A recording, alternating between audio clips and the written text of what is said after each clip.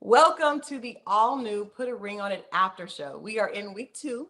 So we're talking about the second episode, and the Put It On Ring Aftershow talks about all the biggest moments from the show that we need to delve a little deeper into. The hosts are Kojo from Little Black Book 91, and of course, the master coach, Dr. Nicole herself, is joining us. So make sure that you guys keep the comments coming because your comments keep this conversation hype, right? And listen, this episode was crazy. I'm not gonna lie to you. I think you know which part I'm referring to. I ain't gonna spoil it. We'll get there in due time. We'll get there in due time. But I think just overall, as the episode, just talking about the actual episode as a whole, it was really good to see. I think, especially for me, was kind of good to see a bit more of a conclusion to, Charly and Otis, and we'll talk a bit more about them as we go. But it was good to kind of see what each other person thought the conversation was in the kitchen the day before. I don't know about you, Dr. Nicole. What were your kind of thoughts around this episode? So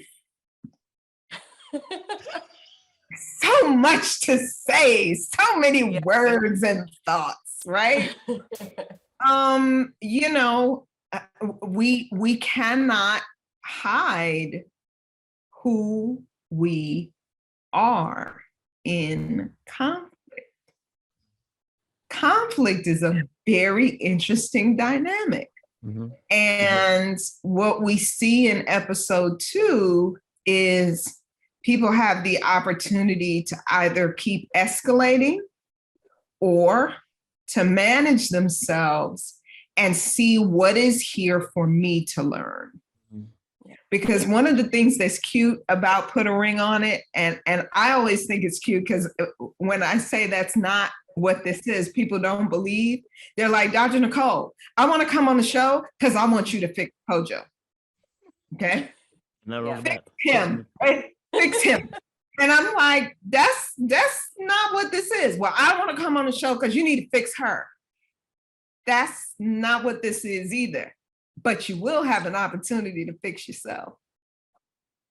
And in episode 2, we get to see, what are the choices that are being made by the couples when it gets a little tight in the room. It's very tight in the room. It's very tight in the room. And there's so much, like you said, Dr. Nicole, so much to unpack. But the difference between the perspective of what happened with the initial first date with Charly and Otis is amazing. How he just seemed to be in denial of what and almost like backpedaled a little bit from his comments about her, needing to take a shot. Like it was very telling. And to me, it seems like this behavior, I think Kojo mentioned it last week. This obviously is not new to this couple. You feel that Charly is constantly walking on eggshells, around him. And that I can't wait to hear what your thoughts are, seeing the way he is handling this and basically trying to backpedal, but yet, not doing a great job at it. Absolutely. This episode came on with a bang, and Charly and Otis were a part of that little bit of an explosion as well. And we've got to see a little bit more of a conclusion in terms of the conversation that they had on the conversation with Dr. Nicole in front of the other couple. So let's dive into the clip first, and we'll dive in a little bit more and unearth some of those gems about these two as well. When he get upset, it's quick, and he was mean. How so? He told me to go take a shower. And that I think out of everything, because he said a bunch of things, but the go take a shower was the one that pissed me off. That's interesting. Mr. Otis, what were you trying to get across? She had just been playing soccer or working out. The energy was just way off, and I really was like thinking, okay, you go take a shower, take a minute, and I'm gonna do what I'm doing for a second down here in the kitchen. Did you get that as context? He wanted you to take a shower because of the soccer? No, it wasn't because of soccer. It made me feel nasty. Mr. Otis, what it sounds like is you were very angry, possibly insecure and disrespected, so you were seeking to establish dominance. In that context, with another man, the date, the flowers, Most people would say you were implying that she was dirty and she had done something disrespectful and she needed to fix it. That wasn't it at all.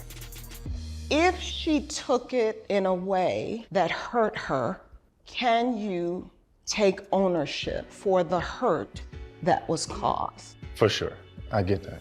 This process has just begun. And if you have puppeteering strings of how the other person is supposed to move through this process, you're going to be extremely disappointed. Come on, Lashes. Come on, Lashes. Dr. Nicole, first of all, we got to give you a round of applause because you handled that situation. You held him accountable. You did not allow him to try to, snake out of that, which he was trying to do. But you telling him this is what and if she didn't, this is what it was, and if she didn't take it that way, because for him to say she had been playing soccer and he knew that wasn't the case. But I love the fact that you held him to the rug, held him to the mat to make sure that he understood that most people would not have taken it that way.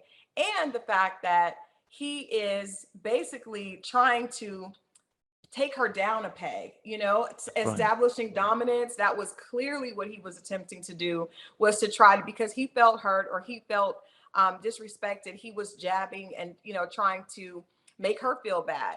I also love the fact that you mentioned, the puppeteering strings, because it's obvious, again, I don't understand. You go into this process, you know that your significant other is going to be dating other people, but to get upset with them accepting flowers suggests to me that you basically have standards and you have expectations. And if they don't do exactly what you want them to do, you're going to punish them, or he's going to try to punish her for that. So kudos to you, Dr. Nicole, for handling that with such, grace, but accountability, because I feel like in their relationship, he will do things, because we saw last week that Charly said that he's very petty, and this obviously has happened before, but he will, basically try to throw a rock and hide his hands. And so, the rest of the group saw that. You saw the facial expressions, and the comments from the others were definitely saying that everyone knew that was not, that's not acceptable. You did not tell her that she needed to take a shower because she was playing soccer. You were making a dig and trying to take her down a peg. And, so that obviously needs to be addressed, but that was a great scene. And when I tell you, you nailed it exactly, I was like, yes, Dr. Nicole, yes, get him. I saw you over there. I said, oh, Christal again. She's like, say something. Doc, say something. Come on, baby. What'd you think, Fonzo?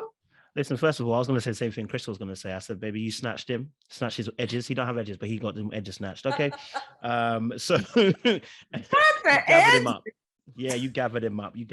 And it needed to be done. And do you know what? I say kudos to you, because I'm not going to lie to you. I wouldn't have said it so beautifully. And I think I'm quite calm, but I would have not said it so calmly.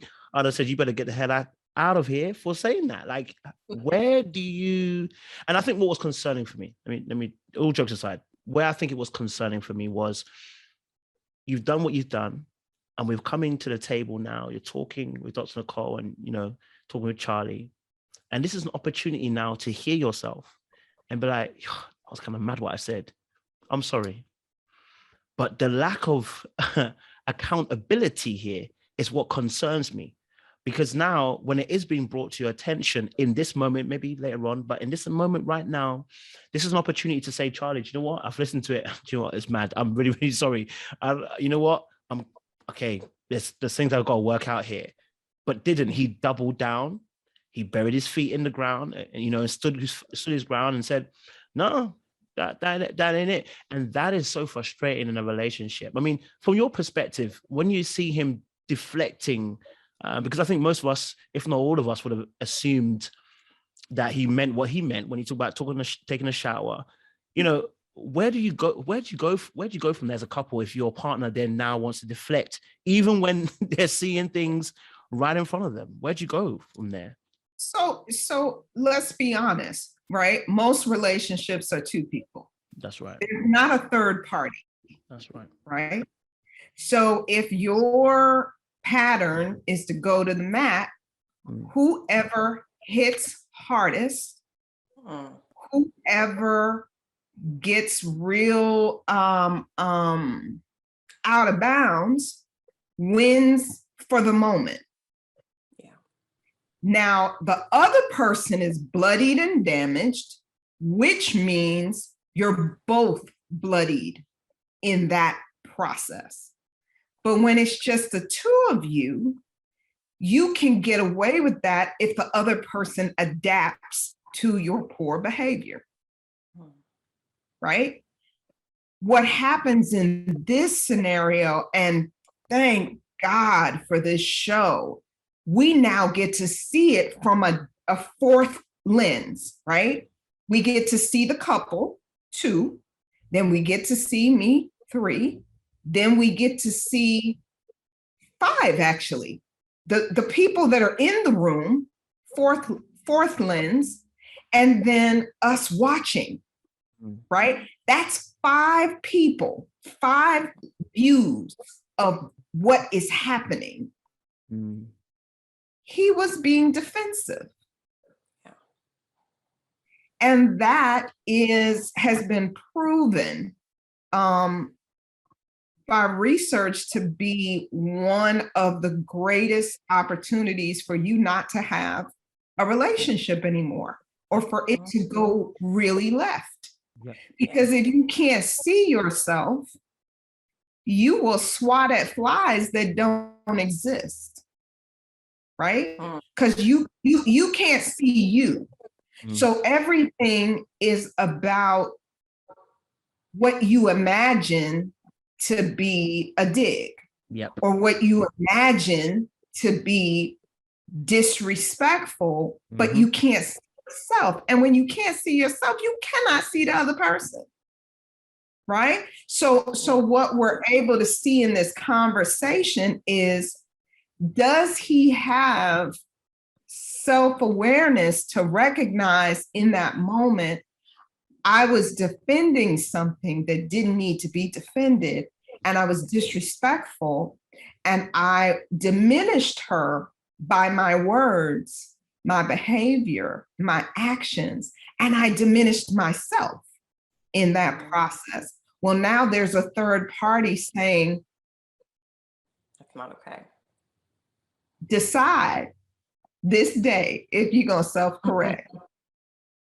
And are you going to accept that as a powerful man in this conversation of relationship, you have to know where the line is and be able to stop short of defending to the point of damage. You got to be able to stop and figure out what is going to be healthy for both of you in that context. Yeah. Wow. I mean, this season, the issues are coming to the surface immediately. Like, all of these couples, there's so much happening. That was huge. And then this second situation that we are getting ready to talk about with Shorty and Kenneth, I was so shocked. I was so shocked at his behavior when he took her phone in the car and they're having this conversation. You see she's blindsided. And then we learned that he actually took her phone. I don't even, let's watch this clip, because we've got to get into this. Shorty and Kenneth and the case of the snatched phone and what to do after this. Let's check this clip out. And that Kenneth is upset. I need him to know that our relationship has not been solid lately. And your reaction is actually making me feel like I deserve to get out, go on another date with Hollywood, and enjoy myself.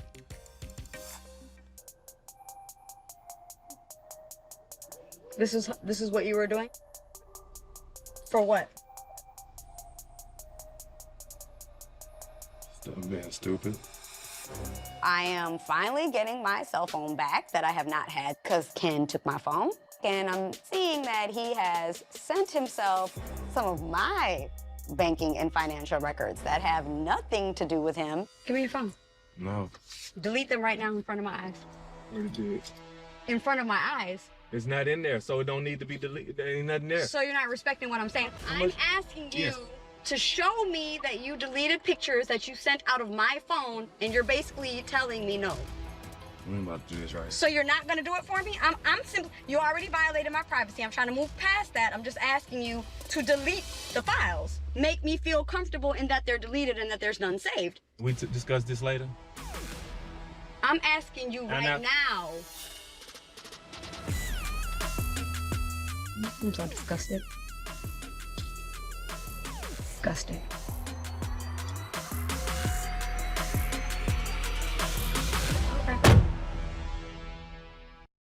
Baby. Dr. Nicole, it's that baby. To me, okay, first of all, when he took her phone, I assumed that he was looking for correspondence with other people. But for him to take screenshots of her bank information and send them to his phone, it's a no for me. Like, that's, to me, at that point, it shows a disrespect beyond. Like, that's not only disrespect, it's like, are you trying to perform fraud on my accounts? Are you, I mean, yeah, I was speechless when I saw that. That's very, it was just hard to watch, because for her to demand that he show her, you know, the information in his phone, and he was just dismissing her. But the fact that he would even think to do that means that he's plotting against her. And I can't wait to hear your feedback and even Kojo's on that, because to me, that's a total another level of disrespect. It's one thing when you're trying to see, am I talking to someone else because you may be jealous of that, but for you to try to be fraudulent or to hurt me in that regard suggests that he's resentful, and that this, I'm not, at this point, I'm not rooting for this couple at all. That was very unsettling for me to watch. Well, come on, Coach. Come on, what you got to say? Come on. Look at this little black book again. You know what? Oh man, it's so sad. It's unfortunate. I think I said this last week. I said, you know what? I was even uncomfortable before we even got to this point. When he had his arm around her, I felt uncomfortable. I don't know why. It might be just my own feelings. I just didn't feel comfortable. Then I see this episode, and I see this scene here, and I'm majorly concerned, because we're talking about now aspects of control, right? And I think last week I said about how we have different forms of intimacy. Well, he's just broken and betrayed, financial intimacy, emotional intimacy at this point. And there are certain violations when you do them, it embeds a scar in the mind of an individual. This is one of those kind of violations. You go in and take someone's phone. First of all, you held the phone. He held the phone. And you're being begged to give back the phone. That's the first one. That's the first violation, which, you know what, that could be let kind of go, because, you know what, I don't like it, but you know what, it could be let go. The second part, the person gets the phone back. And you too, Christal, like you, I too thought, you know what, he's been on the WhatsApp groups. You know, I mean, I would tell any man, never go into WhatsApp groups. You don't want to know what your missus is saying about you. Trust me, just leave it there, okay? It will save you a lot of pain and 8 arc. All right. But then, you know, okay, so it's not that, well, I think he did go into that because she spoke about it later on. But what then she reveals after that, which is what is a major concern, is what does the financial issues have to do, or her finances have to do with this whole situation? And that's where I started getting really concerned, because you've gone from the emotional aspect now, and you've gone into the financial aspect. And what that now signifies is potentially fraud could be one of those things, yes, but it's more of a case of, what are you plotting? What are you planning? And what are you trying to see? What information are you trying to gather now to potentially use in future? Because, you know, you could have simply asked her if you wanted to know this information, but you did this in the heat of anger. And so that behavior as a response is very concerning, right? Because we'll have to ask a question, which is, where to next? We heard later on that, you know, the brother was also sent messages to her workplace or social media workplace things. And so his response to when he's hurt and he's wounded and he's angry is to retaliate in a way that, if Dr. Nicole would say, coming to the mat, there's no mat at this point. At this point, you're trying to bury the person 6 foot deep emotionally. And it's so like concerning, you know, to see that kind of thing from a young man as well.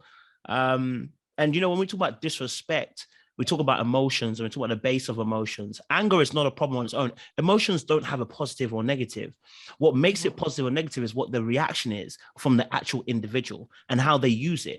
As our famous book says, be angry, but sin not. The anger isn't the issue. The issue is what you interpret from that emotion in that moment and what you do with that action. And unfortunately, what we've seen from him is he's used his anger in this moment to do something that is going to be very difficult to erase that violation that he's completed on Charly, unfortunately. What's your thoughts, Nicole? It's hard to watch, It right? And it's going to be hard for many of our viewers to watch because, you know, we have so many conversations about levels of disrespect, levels of dishonoring each other. I'm going to go out on a limb and just say disrespect is disrespect. Okay. I don't need your levels. Okay. Yeah. Dishonor is dishonor. Because what happens is when you have a violation of a boundary, that's what this is, right? Yeah. I have a phone, you have a phone. That phone belongs to me, your phone belongs to you. Something happens, and instead of having the tools or knowing how to express what is bothering you, express what you need, express what you desire, you violate a boundary of mine that is privacy. You violate it, right? So after a while, if you're not able to keep the freeway safe with people who will speak to boundary violations, you then get more speeding because there is a feeling that this is acceptable, right?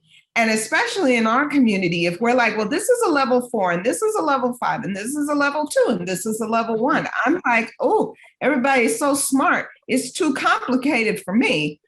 I say my emotional and psychological safety is extremely important. And so is yours. Do we agree to keep each other psychologically safe, emotionally safe, by following the simple rules of civility and respect? If we don't, we are going down a path that is going to cause sometimes damage that's too much for the relationship to even continue. Dr. Nicole, I just want to call a spade because that behavior, initially when we met this couple, Shorty was asking him to step up, right? And he acknowledged that in a lot of ways, they weren't ready for marriage because he's not exhibiting husband qualities. So to see him attack her, she's a professional radio host, very well known, very successful. To see him attack her business, and it's almost like instead of stepping up, he's taken an opportunity to try to bring her down. And so that they're on a better, like a more even playing field. And that's what, to me, just made my blood boil, because as opposed to being proud of her and being supportive and being appreciative of the fact that she is very patient and acknowledges, yes, this is not what I want, but I'm allowing you time to grow, instead of, really being grateful for that and a great partner, he instead, when he gets angry, his first, thought is to try to reduce her in the area that he may not, be as at the same place that she is.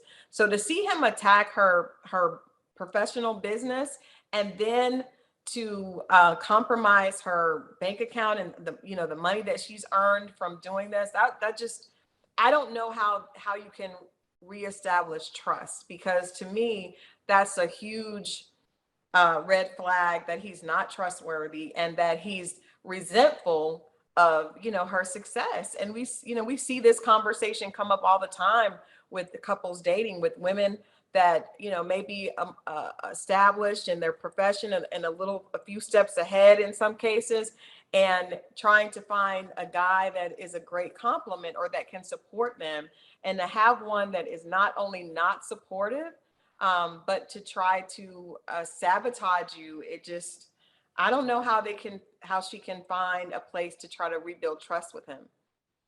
You know, one of the things that I love about the coaching space is that it gives you an opportunity to step back and watch the dance. That's what I'm watching. I want to see what's the play. How do you dance so that you can see the different the contribution of each person to what is a tango or a waltz. You want to see it, because if you judge too early that it's a waltz, you might recognize it's a tango, which has a different level of mutual aggression, right? So you got to watch it to see who's zooming who, no pun intended. What's really happening here? Is this I'm gonna one up you because when I'm down, here's what you do that sabotages me? Is this a pattern? This is how you dance? Am I just seeing one episode of the choreography? Because that's what's going to help us understand, is this how you flow? Are you displaying learned behavior that you found somebody that moves to the beat of your drum and you give as good as you get? What is this? And that's what I'm always asking. I'm looking and I'm listening, and I don't have to prematurely call it, because the play is going to tell me everything that I need to know, because you, on some level, if you're on this show, you on some level want to be seen and heard, and you want us to know. So if we just pay attention, we can see, is it that, you know, Kenneth is volatile and he just ain't got no good sense and he just want to go on your phone, and where is Shorty in the conversation? And is this news? Is this new? What is this? But what I'm excited about for us and for the audience is that as we see their relationship, all of these couples, as we see their relationship go forward, you gotta be sleep to not learn something about yourself. Right? You really do. I watch the episodes and I'm like, that part, right. And I'm there, right? But it just gives us an opportunity to recognize, no, you gotta be able to see yourself to see somebody else. And in some of these interactions, you just recognize in certain moments, people are so committed to their pain and what they are experiencing that they cannot see anybody else in the room. And if that's who you are with, just saying. Absolutely. God Absolutely. help you. Yeah. And just to add as well, so just to add on what you just said, and also Carl, about being locked into your own perspective. When we talk about self-awareness, we talk about how being conscious and aware of what your thoughts impact your behavior, and how your behavior shows up on and impacts other people around you. And a lot of times, especially from us as men, we get to meander through the world without much consequences sometimes. So sometimes we don't have the opportunity to sit down and be like, whoa, my actions actually affect people. So no, we see it affect people, but there is no real consequences. If I play you as a woman, my boys are going to be like, bro, like, it's another woman. When is your wife? Then, bro, you be serious. That's telling me, inadvertently, there is no real consequences for my action. I'm giving just an example, not saying that he's doing that. And so a lot of times as men, we don't sit down, we don't have to review. Society doesn't always give us many consequences. Thus, we don't have to review the tape. So we don't have to become self-aware, because we can still meander through the world, be successful, and still come out on top in some shape or form. And I think what I'm seeing with Ken here is about there's a few moving pieces here. Number one, I like to go back to root issues in terms of, first and foremost, you know, he mentioned something in the episode as well. I think Shorty mentioned it about, no, he mentioned about in terms of him not being able to become the man that she needs in the time that she wants. That's pressure. And I always say this for men. This is not for women. This is specifically for men. If you haven't found your lane, you might want to be careful dating, because the pressure that we feel as men, it's not the same that women feel. I said this last week about how men are judged by your provision, your protection, and you being a priest or servant of your home. If that finance piece is not really sorted, men, we start to feel some type of way. And that insecurity can tend to lead to a fear-based response when it comes to dealing with your partner. I can tell you that honestly as a person. Listen, one of my girlfriends way back in the years said about going on holiday. I was like, holiday? We ain't going on a holiday. Why? Because I didn't have money. Okay. And so my response was fear-based rather than being solution-based. I was like, I don't know. And what we just saw here was that catching up to him, right? That fear of, I'm going to lose you. I've got a great thing here. This guy is always telling us how amazing she is. He's on a date himself and he's struggling to even look at the woman. Like, he really wants to make this work. But the trouble is, I think we saw this from last season. Dr. Cole, you picked up on this as well very well. We saw this with another couple where the gentleman didn't want to go on no dates because he's scared that he's going to do something. But that fear-based response is a really big issue. So I'm just saying for us, especially for us men, you know, get in your lane. I'm not saying earn necessarily a specific amount of money. I'm saying get in what you're supposed to do, because until you do, we don't feel comfortable. And so any woman that comes along will make you suffer, because we will feel like whatever you're doing is making me feel insignificant and I'm not feeling great. And so then we internalize that and then project back onto you. There is no excuse for what he did here. And I'm not giving him an excuse. Rather, I'm trying to explain, maybe hopefully there's a light at the end of the tunnel in terms of the behavior, where it's coming from, because that fear response, that's how it turns out. So you don't want to be in that space as a man. Well, so Dr. Go ahead, Christal. No, I was just going to say, fear-based response, don't jump to a conclusion. You both are better than I am. If you screenshot my bank accounts, you got to go. Like, there's some lines that would make me feel extremely unsafe. And like I said, nobody's saying that that's unreasonable. Mm-hmm. Right? Yeah. Nobody's saying that response is unreasonable. Yeah. The challenge becomes, we underestimate what people who are not used to feeling will do when they feel. So you'll often hear men say, "You made me feel like this." And what I will say is, "You made me feel." And they say, "Right, Dr. Nicole, she made me feel like this." And I say, "You made me feel." And they'll say, "That's what I'm saying. She made me feel." And I say, "You made me feel." And they say, "Oh, Doc, hold up, wait." The first infraction is that you made me feel something, anything. That's the first problem. What you made me feel is second, third, fourth, fifth.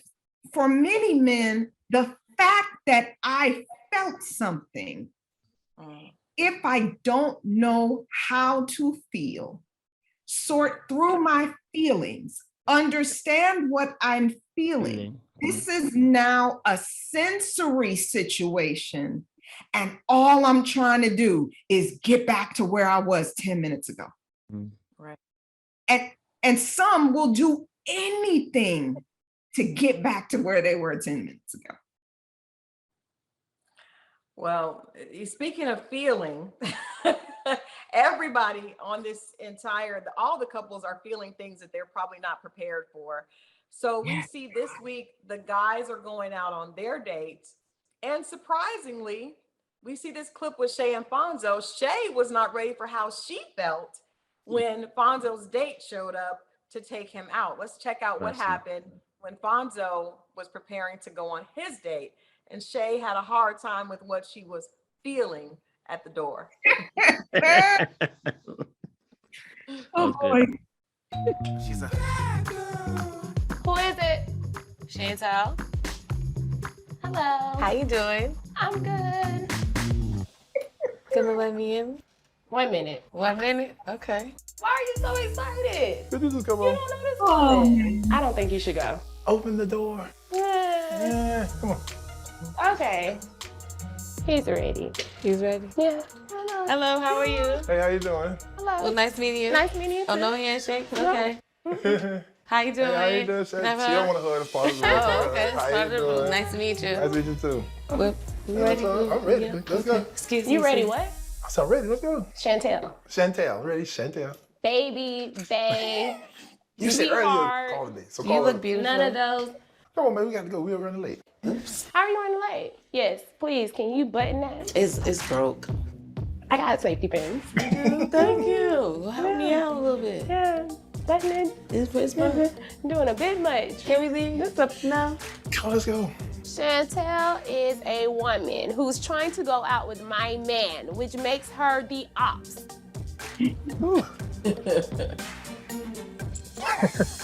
I need to clarify what an ops is. Yeah, what's up? An ops is the enemy. In my seat. You just written the seat right now. Hey, don't slam the door.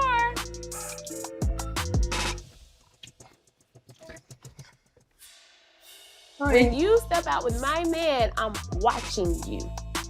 Listen, see the arm Where it go? Oh, up there? put it Your 12 and arm 2. in your lap. You know how Nah, they in I'm school? chilling right now. This is me, Who is you? Chantal. Wait a minute, wait. Yeah, this is No, me. no. So I'm not gonna move the way you want me to move. I As in move the car- accordingly. I'm fine. According Right to my rules and my car on my side. All right, I got you. Time and have a good old time. Yes. She mad at you. Shay couldn't handle it.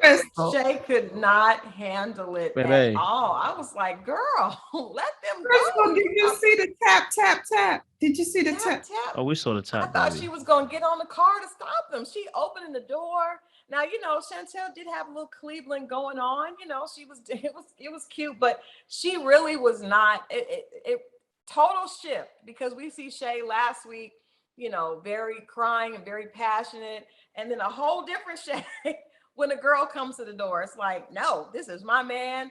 Anyone that tries to get him is the enemy. So we see a different side to Shay. And again, like I said, everybody knows what this process is going to be like. So for, again, her seeing that, she obviously didn't know she was going to act like that, because it was beyond petty. It was kind of like, as you said last week, hard to watch. So many hard to watch, you know, segments, but that one was hard to watch because she was trying to control the situation. And when she saw she couldn't, then she kind of acted out, and it was, you know, it wasn't her best moment. Boundaries. Yeah. Territorialism. You know, it's hard sometimes for us to recognize, I don't own you just because we are in a relationship. I don't own you. You don't own me. I don't own you. We are in an agreement, a commitment, a covenant, an understanding where we both are choosing to be here and do what is necessary to help each other grow. Yeah. And I want to grow. I want you to grow, and I want to be a part of your growth, and I want you to be a part of mine. When it moves into this space of being, wanting to be in control of the other person, it's often because we are just having a personal fear of being vulnerable. Oh, that's it. Right? And a personal fear of being vulnerable often will promote disconnection, because that's really what vulnerability is. It is being connected. So it's going to be interesting. I love what you said, Christal. You're like, we're seeing another piece. Again, you see the dance. You're like, oh, more data, more understanding of what this couple looks like as they're dating. Because these people are not married. They're dating. So there's always data in dating to let you see the viability of long-term, if you're paying attention. Well, what she said about anyone trying to take my man or get my man as the ops, as the enemy, I can only imagine how that plays out with his situation with his ex and his mother. So we definitely got a chance to see a little bit more from Shay, you know, as far as some of the issues that Fonzo may be dealing with. And since we're gathering data, you know, I appreciate that. Since we're gathering data from the situation, you know, Dr. Cole, you quite eloquently put, again, this is another fear-based response that she had in this moment, right? The insecurity that she felt in this moment because she hasn't felt secure in the relationship. And we hear this later on in the episode where she talks about the fact that, you know, even on social media, she's had certain evidences come her way. And when I heard that, I said, okay, it makes sense why you're playing the territorial, so to speak, as a description, territorial guard dog who's making sure that no one can get by. But the issue here for Shay is just look how much the insecurity is dragging you out of your normal behavior to the point where now you're even having to tap on the window car. And honestly, if I was the other woman, I would feel a little bit scared because you look like you're about to do something. You then open the car door that I'm on that side of. And so when you start to actually really, you know, at first when you look at it, you're like, oh, she's opened the car door. But when you actually really go through the psychology of it from another perspective, someone else's point of view, this could have been a dangerous position to be in. But because you've made that person an ops, and actually the opposition, you've got the wrong person as opposition, because first and foremost, they're not in your relationship. They can't be an op. They're not in your relationship. So, you know, that mindset, it comes from a fear response. And what's really interesting about Shay, I know she wants to make this work so bad. I can tell she really does. She really does care for him. I think you can clearly see that. I'm going to ask this question again. I asked last week, and I asked everybody. I say this all the time. If you start seeing data which is pointing towards a certain trend, passivity, playing around, you're getting evidences from people, how long before you take an executive decision to say to yourself, I can't cope with this? My question then goes on to, why are you coping with this? Because if there are other ops out there, as you keep saying, that are trying to get at your man, and they're getting there, and they're actually letting you know that he shouldn't even be in their territory, why stay and fight this out? Then I have to ask that key question, what is it in you that you see value in this relationship where you're being devalued, that you stay in the situation? You're now having to fight almost another woman to make sure she knows, hey, don't leave your hand on the dashboard, which is really just you trying to wrestle back some little bit of control. It's often like when you see sometimes some ladies that will date a man, and the man's just cheating, and she's like, well, so long as he comes home to me, you're just trying to wrestle back control. But there is no control to be wrestled here because they're disrespecting you and devaluing you. And so the question I'm now asking is, Shay, if you're getting all this data, what are you doing with the actual data? Well, look, most of us, when we are dating people, you don't get all of the data in date one, right? In date one, you get the persona. That's right. Right? Over time of you sharing data, them sharing data, and you learning about yourself, because if you're dating and you're not learning about yourself, you're not doing it right. There you go. Because it is a learning opportunity like you would not believe if you're paying attention. To either prepare you to keep going in that relationship or prepare you for the next relationship so that you're more ready for something more permanent. However, as humans, we are highly motivated by the fear of loss. I believe all the couples are quite courageous because they are literally coming on this show to help our community. That's how I see it. I'm like, you are coming on this show, and in getting help for your relationship, you are helping all of us with something that, let's be real, we've said we don't ever want to do. What happens in my house stays in my house. I'm not going to give you the opportunity to tell me that it's wrong because I'm not wrong. That's impossible, right? So they are literally saying, okay, we're going to take one for our team and we're going to take one for the community team. And we are highly driven by a fear of loss. So sometimes what happens for us is, what is the saying? The devil that you know and the devil that you don't know. Yeah. And sometimes that plays for us because then we start saying things, well, I spent so much time in this relationship. I've been in for so long. And the fear of loss makes us even forget the value of what we have. Yeah. So now we're afraid of losing crumbs. And we valued it as a full course meal because we can't even see it clearly because we're so afraid of losing anything, right? So what we're getting to see with these couples is real conversation about what it looks like to create a free, loving relationship where you are not bound. You are not bound. You are not bound. You are free. And the freedom that you have and the health that you have says, Christal, you are the woman that I want to go with, grow old with, laugh with, and create a life with. So I will be responsible for whatever psychological safety I need to be responsible for as it relates to you. You don't have to worry about other people. I got you.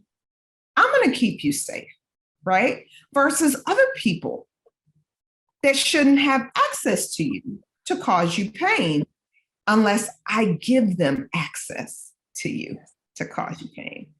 But think about it, that's some real responsibility stuff, right? Because now it's not about you making me do anything. I do it of my free will, of my clear understanding, of my maturity, and of the blessing that I could be to another person.